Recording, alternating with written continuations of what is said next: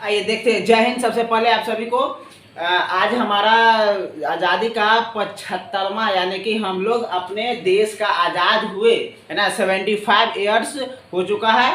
हम लोग आज अपना स्वतंत्रता दिवस मनाने जा रहे हैं। तो आज का टॉपिक हमारा ये है कि हम लोग इस पर एक ऐसे लिख लेते हैं और अपने देश के बारे में जानते भी हैं कि आज हम लोग इस दिन को क्यों मनाते हैं। तो हमारा देश जो है 200 वर्षों तक अंग्रेजों का गुलाम रहा था, हम सभी जानते हैं। क्योंकि अंग्रेज हमें गुलाम बना रखा था और 200 वर्षों तक हम लोगों के ऊपर शासन किया और हमारे देश को लूटने का काम किया और हमारे देश जो सोने का चिड़िया कहलाता था उसे क्या किया, बर्बाद करके रख दिया। तो इस देश को आज़ाद कराने के लिए हजारों लाखों की संख्या में लोगों ने अपना बलिदान दिया, जिसमें हम कुछ ही लोगों का नाम जानते हैं, जैसे भगत सिंह, सुभाष चंद्र बोस, चंद्रशेखर आजाद, इन्हीं सब का आप लोग नाम जानते हैं। लेकिन बहुत सारे ऐसे स्वतंत्रता सेनानी थे जिनका नाम आप नहीं जानते, या इतिहास में उन्हें लिख पाना या चर्चा कर पाना भी मुश्किल हो जाएगा। ठीक है, तो इन लोगों ने इस देश को है ना आज़ाद करने के लिए बहुत कुछ दिया। आज के समय में भी हम लोग अपने देश को क्या दे रहे हैं और क्या आगे हम दे सकते हैं, इन सभी के ऊपर हम लोगों को विचार करना चाहिए। और हर एक स्टूडेंट, देश के हर एक नागरिक के दिल में अपने देश के प्रति प्यार, सम्मान और राष्ट्रभक्ति की भावना जरूर रहना चाहिए। तो आज हम लोग ये टॉपिक देख रहे हैं स्वतंत्रता दिवस। ये ऐसे पर आपको हिंदी और इंग्लिश दोनों में काम आ जाएगा, 10 नंबर में पूछा जाता है ना। तो आज इसी के बारे में हम लोग देखते हैं। दिया हुआ है, लिखा हुआ है 15 अगस्त हमारे देश की आज़ादी का एक शुभ दिन है। ये बहुत ही शुभ और पवित्र दिन है 15 अगस्त। इसी दिन हमारा देश आज़ाद हुआ, अंग्रेजों के चंगुल से हमारी भारत माता आज़ाद हुई थी। यह हमारे देश के इतिहास का बहुत ही पवित्र दिन है। यह भारत का राष्ट्रीय पर्व है। इसी दिन हमारा देश अंग्रेजों की गुलामी से आज़ाद हुआ था। ये आपको शुरुआत में लिखना है, यानी कि कोई भी ऐसे जब हम लिख रहे होंगे तो उसमें लिखते समय हम 3 बात प्रमुखता से ध्यान देंगे कि वो शुरुआत कैसे होता है उसका, दूसरा उस है ना कोई भी टॉपिक, स्वतंत्रता दिवस हो, रक्षाबंधन हो, कोई भी टॉपिक पर आप निबंध जब लिखेंगे उसके बाद बीच में वो कैसे मनाया जाता है और अंत में समाप्त कैसे होता है। उसके बाद मुख्य बिंदु जो दिया रहता है उसी अकॉर्डिंग आपको लिखना होता है। लेकिन ये 3 मुख्य बातें दिमाग में रखना है। तो आप किसी भी टॉपिक पर नहीं पूरा तो कम से कम उस पर एक पेज तो कम से कम लिख ही सकते हैं। जो कमज़ोर से कमज़ोर बच्चा है दिमाग लगा लेंगे कि कैसे शुरू होता है और उसमें क्या किया जाता है और समाप्त कैसे होता है। ये 3 बात ध्यान में रखना है। तो ये हम लोग देख लिए 15 अगस्त। पहला ये यहाँ से पैराग्राफ चेंज करके लिखना है। भारत को अपनी आज़ादी के लिए 200 वर्षों तक अंग्रेजों से संघर्ष करना पड़ा।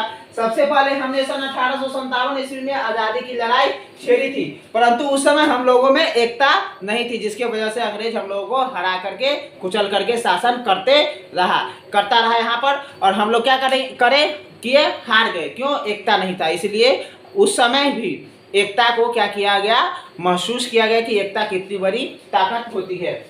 उसके बाद देश की आज़ादी के लिए झांसी की रानी लक्ष्मीबाई ने अंग्रेजों के दांत खट्टे किए। भगत सिंह, राजगुरु, सुखदेव, चंद्रशेखर आजाद, खुदीराम बोस, है ना, महात्मा गांधी इत्यादि लोगों ने क्या किया, देश को आज़ाद है ना कराने के लिए अपना योगदान दिया। ये इन लोगों ने तो अपना है ना बलिदान दे दिया, है ना। ये लोग देश के प्रति इतना समर्पित थे, इतना देशभक्ति की भावना इन लोगों में भरा पड़ा था कि इन्होंने क्या किया, अपना देश को आज़ाद कराने के लिए अंग्रेजों के छक्के छुड़ा दिए थे, बम फेंक दिया था, है ना, असेंबली में ये भगत सिंह ने, है ना।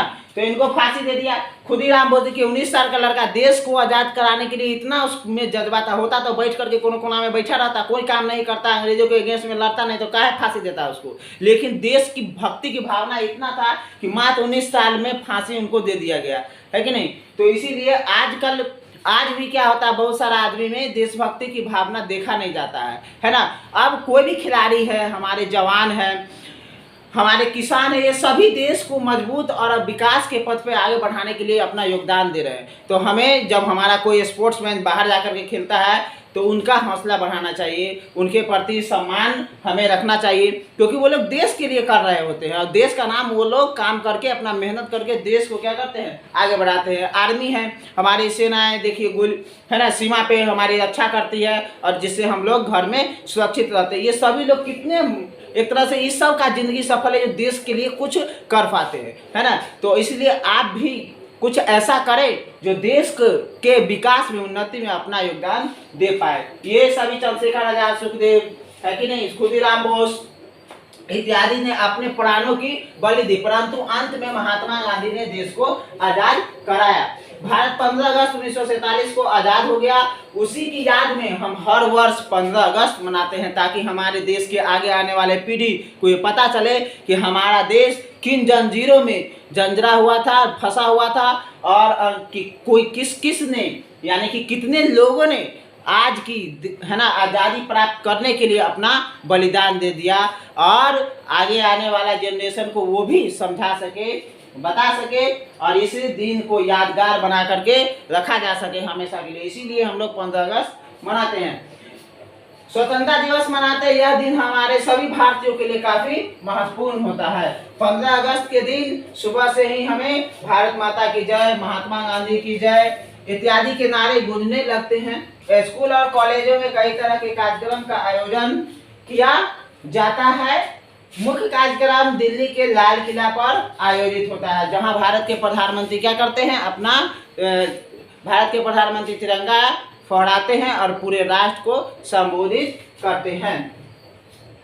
इस अवसर पर कई कार्यक्रम होता है, जिसमें बच्चों को पुरस्कृत भी किया जाता है। इस दिन भारत वासी पूरे उत्साह से स्वतंत्रता दिवस मनाते हैं। इस दिन खुशी का ठिकाना नहीं रहता है।